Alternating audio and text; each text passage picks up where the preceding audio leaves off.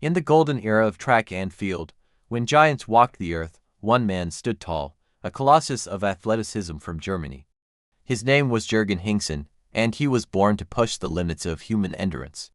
This is the story of a decathlon king, his epic rivalry, and a legacy carved in sweat and glory. The 1980s were a spectacular time for the decathlon, the ultimate test of an athlete's versatility, strength, and spirit.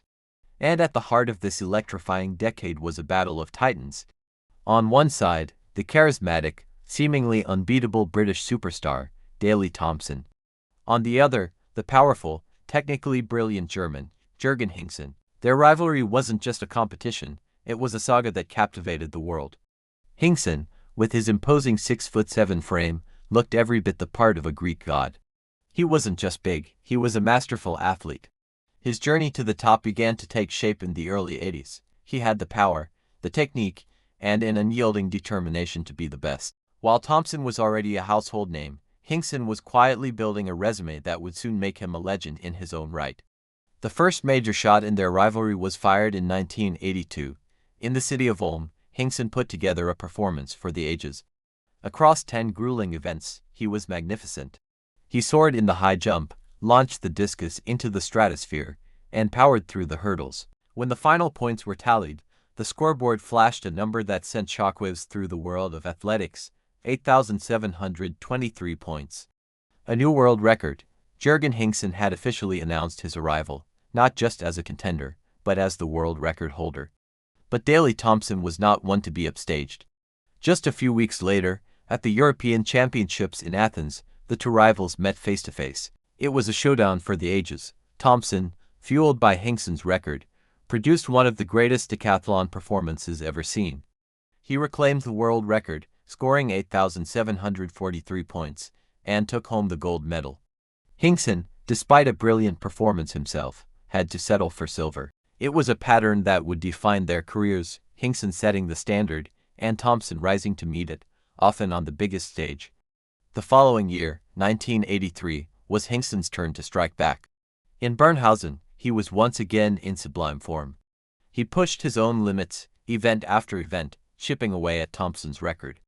The final result, 8,779 points. Another world record for the German giant. He had proven that his first record was no fluke. He was a genuine master of his craft, capable of producing magic when it mattered. Then came the first ever World Championships in Helsinki. The world watched, breathless, for the next chapter in the Hingsen-Thompson story. Thompson again proved to be the ultimate competitor, claiming the gold medal. Hingsen, once more, was the silver medalist. It was a frustrating, yet motivating, dynamic. Hingsen could beat the record book, but beating Thompson in a major championship remained an elusive goal. The rivalry reached its peak at the 1984 Olympic Games in Los Angeles. This was it, the biggest stage of them all. Hingsen entered the Games not just as a competitor, but as the world record holder once again. Just months before, in Mannheim, he had broken his own record for a third time, becoming the first man to score over 8,800 points with a new mark of 8,832. He was at the absolute zenith of his powers. The Olympic decathlon in Los Angeles was hyped as the ultimate duel. But fate, and the unforgiving nature of the decathlon, had other plans. The competition is a 2-day war of attrition, and for Hingsen, disaster struck in the 100 meters, the very first event, a false start, then a second one. And then, the unthinkable, a third false start, disqualified from the event. His Olympic dream, for which he had prepared so meticulously, evaporated in a matter of seconds. It was a heartbreaking moment, a cruel twist of fate that saw him score 0 points and effectively end his challenge before it had even begun. Thompson went on to win his second consecutive Olympic gold, equaling Hingsen's world record in the process. For Hingsen, it was a bitter pill to swallow. Many athletes would have been broken by such a devastating blow, but Hingsen's spirit was not so easily extinguished. He was a champion, and champions fight back. He continued to compete at the highest level, a constant presence at the top of the decathlon world. He won silver again at the 1986 European Championships, this time behind Thompson, and another silver at the 1987 World Championships.